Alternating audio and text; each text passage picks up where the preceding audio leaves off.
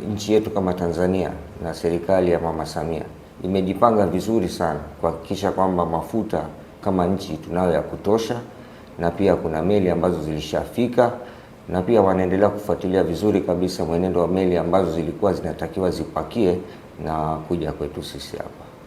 Kwa upande wa serikali, kwa kweli imejitahidi kila sekta, kila idara, kuanzia upande wa Wizara ya Nishati, Wizara ya Fedha, upande wa TRA na pia EWURA na TBS, wote wameungana kwa pamoja na sisi hapa wauzaji wa mafuta binafsi ili kuhakikisha ile partnership kati ya serikali na private sector inaendelea kukuza. Kwa hiyo kwa mantiki hiyo ni kwamba fursa ya biashara iliyokuwepo Tanzania bado inaendelea kujikuza kwenye sekta ya mafuta kwa kupitia serikali ya Mama Samia Suluhu Hassan.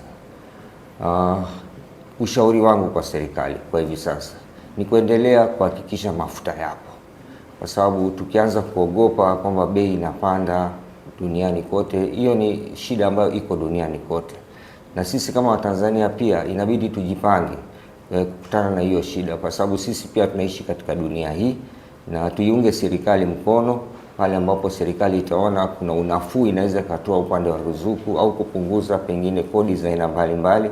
Serikali itachukua hatua stahiki, lakini sisi pia kama Watanzania tuhakikishe tunakuwa wazalendo, tunakuwa watulivu na tunaendelea kuiunga mkono serikali ya Mama Samia Suluhu Hassan. Asante sana.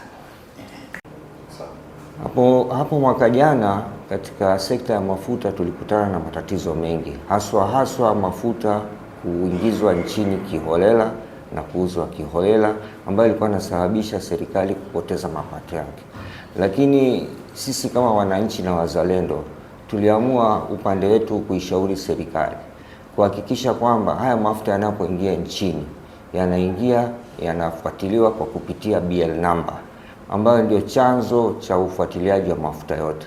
Serikali imetusikia, na baada ya kutusikia sisi imeweka mikakati ambayo inahakikisha kwamba mafuta hayatoki nje ya depo au bohari bila kulipiwa kodi.